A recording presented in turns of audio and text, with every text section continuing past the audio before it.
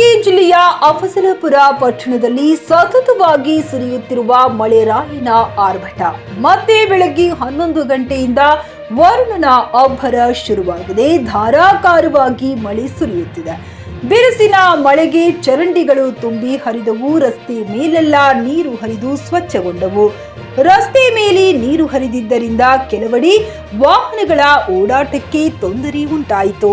ಸತತ ಮಳೆಗೆ ಜನಜೀವನ ಅಸ್ತವ್ಯಸ್ತವಾಗಿದೆ. Siphon Mulla, JK news Kannada, Afzalpur.